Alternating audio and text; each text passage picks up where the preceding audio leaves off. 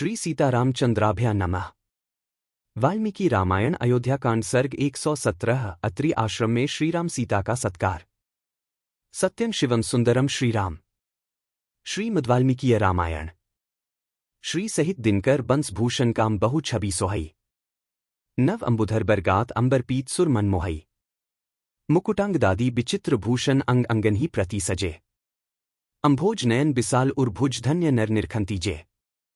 जय श्री राम दोस्तों, स्वागत है आपका जीजीसी श्री भक्ति व्लॉग्स में। आज हम समझेंगे वाल्मीकि रामायण अयोध्याकांड सर्ग 117, जहां वन यात्रा के बीच श्री राम, सीता और लक्ष्मण महर्षि अत्रि के आश्रम पहुंचते हैं और वहां प्रेम, सम्मान और तप की अद्भुत छाया दिखाई देती है। पिछले सर्ग में चित्रकूट के ऋषियों की व्यथा सामने आई थी और वहां से आगे बढ़ने का प्रसंग आरंभ हुआ था। अब सर्ग 117 में कथा एक शांत, दिव्य और अत्यंत मार्मिक आश्रम परिसर में प्रवेश करती है।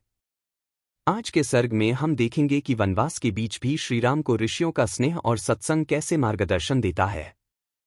अत्रि और अनसुया का यह प्रसंग रामायण में तप, करुणा, आदर्श गृहस्थ धर्म और नारी गरिमा का सुंदर संगम प्रस्तुत करता है।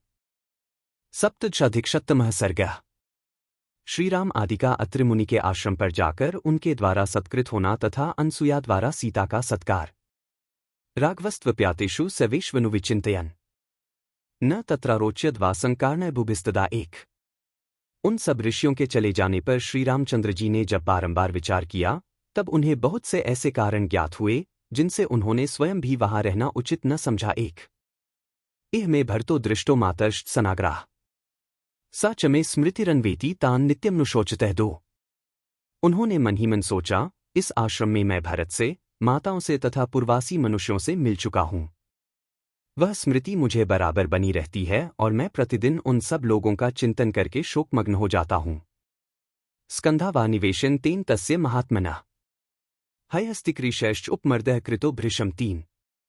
महात्मा भरत की सेना का पड़ाव पड़ने के कारण हाथी और घोड़ों की लीदों से यहाँ की भूमि अधिक अपवित्र कर दी गई है। 3 तस्मादन्यत्र गच्छाम इति संचिन्त्य राघवः प्रातिष्ठत सवैदेह या लक्ष्मणेन च संगतः 4। अतः हम लोग भी अन्यत्र चले जाए, ऐसा सोचकर श्री रघुनाथ जी सीता और लक्ष्मण के साथ वहां से चल दिए। सोत्रेराश्रमासाद्य तन ववंदे महायशाह तन चापी भगवान त्रिह पुत्रवत प्रत्यपद्यत 5। वहां से अत्रि के आश्रम पर पहुंचकर महायशस्वी श्रीराम ने उन्हें प्रणाम किया तथा भगवान अत्रि ने भी उन्हें अपने पुत्र की भांति स्नेहपूर्वक अपनाया। 5 स्वयमातिथ्यमादिश्य सवमस्य सुसत्कृतम् सौमित्रं च महाभागं सीता च समसान्त्वयच्छे।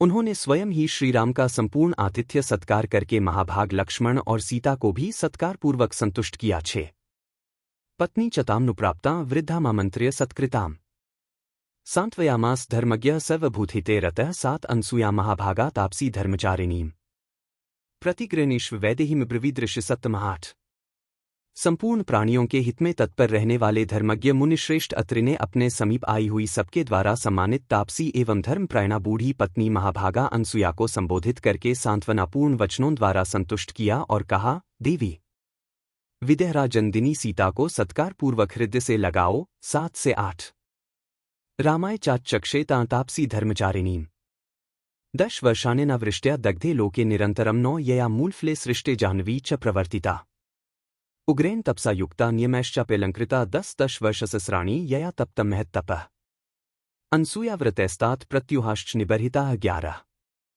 तत्पश्चात उन्होंने श्री रामचंद्र जी को धर्मप्रायणा तपस्विनी अनसुया का परिचय देते हुए कहा, एक समय 10 वर्षांतक वृष्टि नहीं हुई, उस समय जब सारा जगत निरंतर दग्ध होने लगा, तब जिन्होंने उग्र तपस्या से युक्त तथा कठोर नियमों से अलंकृत होकर अपने तप के प्रभाव से यहाँ फलमूल उत्पन्न किए और मंदाकिनी की पवित्र धारा बहाई तथा तात जिन्होंने 10,000 वर्षों तक बड़ी भारी तपस्या करके अपने उत्तम व्रतों के प्रभाव से ऋषियों के समस्त विघ्नों का निवारण किया था, वे ही यह अनसुया देवी है।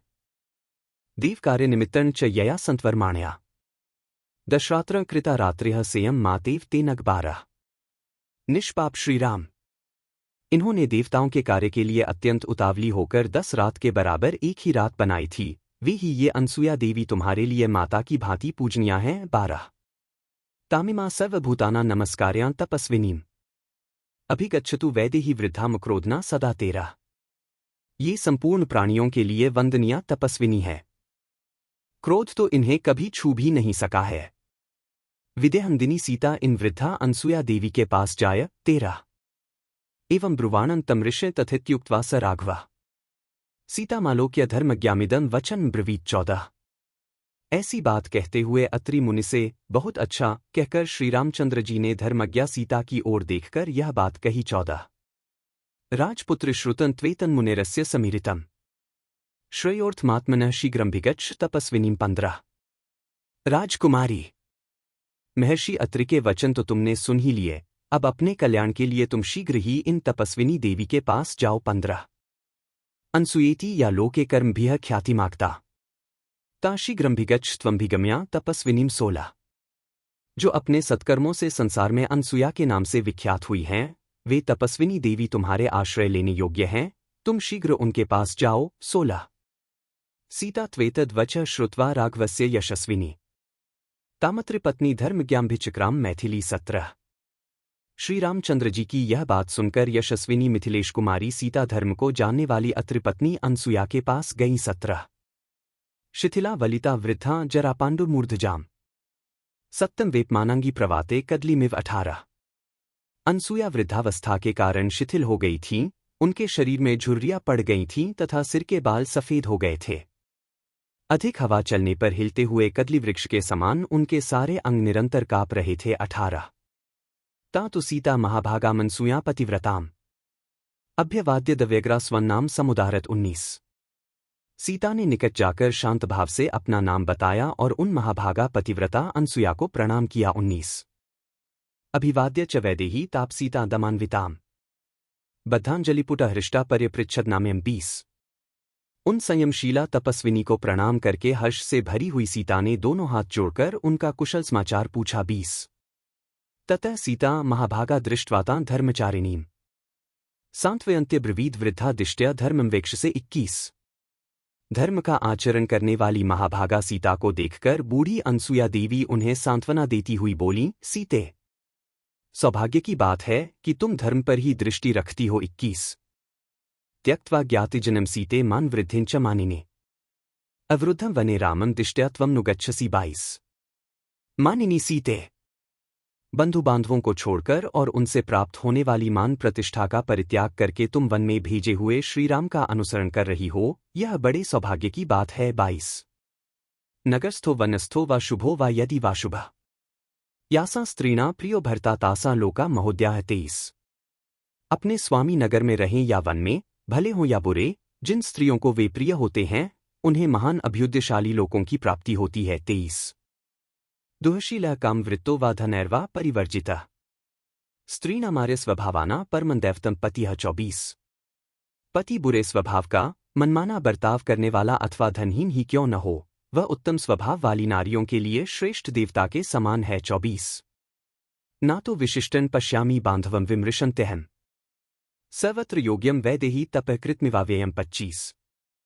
विदेहराजन दिने, मैं बहुत विचार करने पर भी पति से बढ़कर कोई हितकारी बंधु नहीं देखती। अपनी की हुई तपस्या के अविनाशी फल की भांति वह इस लोक में और परलोक में सर्वत्र सुख पहुंचाने में समर्थ होता है। 25। न त्वैवमनुगच्छन्ति गुन्दोष्मसत्स्त्रियः कामवक्तव्यहृदया भर्तृनाथाश्चरन्ति याः 26। जो अपने पति पर भी शासन करती हैं, वे काम के अधीन चित्त वाली असाध्वी स्त्रियां इस प्रकार पति का अनुसरण नहीं करती। उन्हें गुंदोषों का ज्ञान नहीं होता, अतः वे इच्छानुसार इधर उधर विचरती रहती हैं। 26। प्राप्नुवन्त्य शश्चैव धर्मभ्रंशं च मैथिली अकार्यक्षमापन्नाः स्त्रियो याः खलु तद्विधाः 27। मिथिलेश कुमारी, ऐसी नारियां अवश्य ही अनुचित कर्म में फंसकर धर्म से भ्रष्ट हो जाती हैं और संसार में उन्हें अपयश की प्राप्ति होती है। 27। त्वद्विधास्तु गुणैर्युक्ता दृष्टलोकपरावराः स्त्रियः स्वर्गे चरिष्यन्ति यथा पुण्यकृतस्तथा 28।